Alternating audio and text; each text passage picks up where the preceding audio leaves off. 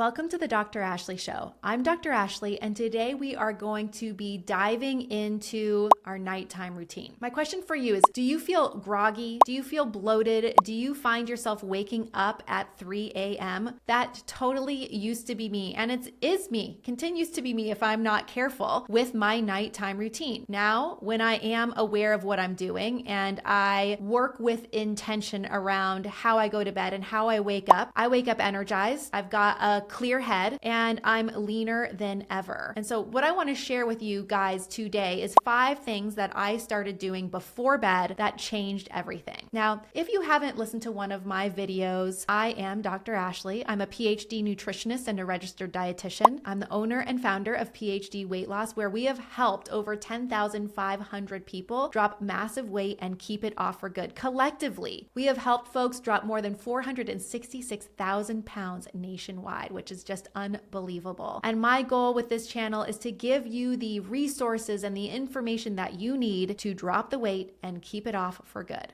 So let's dive into the best nighttime routine. Number 1 is no food 3 to 5 hours before bed. Now, a lot of folks like to say it really doesn't matter when you eat your calories as long as you are in a calorie deficit, if that's the goal from a weight loss perspective. Now, I have a different perspective. I think the body is much more complicated than calories in and calories out. I'm not saying that we defy the law of thermodynamics, but I am saying that the type of calories we consume shift our hormones, and our hormones are in charge of what our fat cells do with the energy and calories we do consume. Our hormones tell the fat cells, you should store this as more fat, or it tells them you should burn this as fuel. So the source of our calories matters just as much as how many calories we do consume. And I also believe that when we eat food, our calories throughout the day matters just as much as what we're eating throughout the day. And what I've found with serving a lot of people and helping folks drop weight is that if we can give the body about 3 to 5 hours with no food before bed, then we are going to sleep deeper. There's actually a genetic SNP, and I have this genetic SNP, which increases your risk of developing type 2 diabetes if you eat close to bed. So it is a real thing. The reason why is because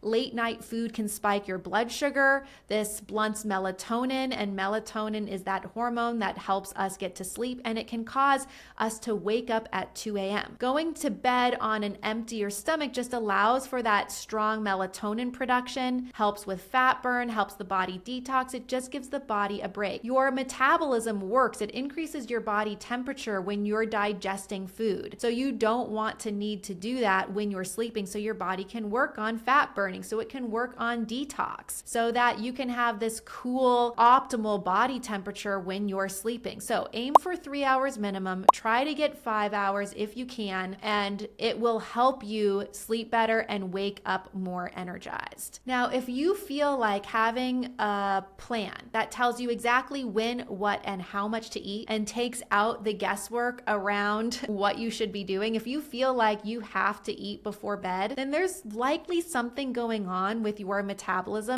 and a customized plan could really help you. If that's the case, then you should check out PhD Weight Loss. All you need to do is go into the description, click the link for my PhD Weight Loss to learn more. The second thing that you could try, that you should check out, is consuming some apple cider vinegar before bed. Apple cider vinegar helps to stabilize blood sugar levels. So if you are waking up in the middle of the night around 2 a.m. again, then that could be a blood sugar low. If you consume apple cider vinegar before bed, it could really help with that. Now, if you've got indigestion or if you've got GERD, heartburn, then this probably isn't going to be the best tip for you. But if you don't, it supports fat metabolism, it helps to reduce cravings, it improves digestion. So just about 2 tablespoons of apple cider vinegar with the mother, I like Bragg's as a brand, in some water, helps to reduce bloating, helps with appetite control, and will help you with deeper sleep and hopefully less 2 a.m. wake-up calls. Number 3, the next thing to check out is mouth taping to support nose breathing. It's been found found that if you can breathe through your nose when you sleep, you have deeper sleep. And my husband plays with this too. And I actually like when he tapes his mouth because then he doesn't snore as loud.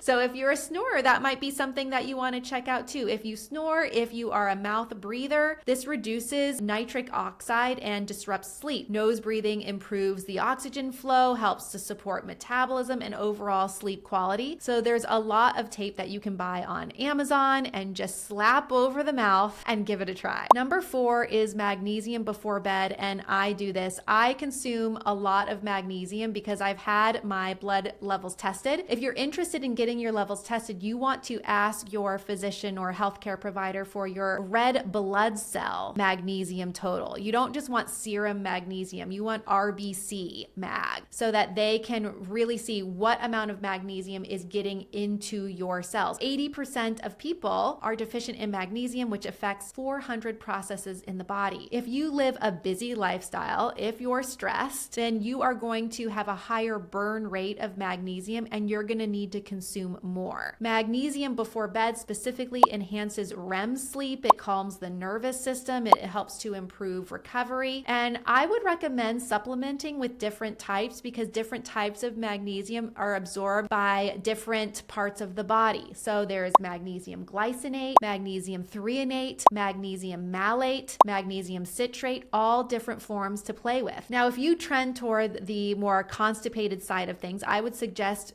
playing with magnesium citrate. What magnesium citrate does is it just pulls in more water, more fluid into your small intestine and helps to loosen things up and allow you to go to the bathroom more easily. So that's something you can check out. Natural Calm is a nice brand, and it's a powder of magnesium citrate that you can add to your water like a hot tea, or you can make it cold. If you want to get the capsule form, I like Thorne as a good clean brand. And then the last thing to focus on is your sleep environment. And I personally have done a lot of work on my sleep environment. I've got big windows in my bedroom, which I love, but even the light that comes through there is going to disrupt your sleep. You want your room to be dark like a cave. So making sure that you've got curtains on your windows, making sure that the temperature in your room is cool. I'd say around like 70 degrees or so, even a little bit less. Research shows around like 65 to 70 degrees. You could play around with an Ooler, which is a machine that goes under your sheets and it pulls water through this pad and it can get your bed temperature to be whatever temperature you want it to be. So that could be something helpful, especially if you like a different temperature than your spouse. And I'm talking from personal experience here. I don't like it to be too cold, but my husband does. So that's been helpful. Blocking out blue light about 2 hours before bed or when it gets dark. And I really enjoy wearing blue light blocking glasses when the sun goes down. My favorite brand, and by the way, when I'm sharing these brands, I don't have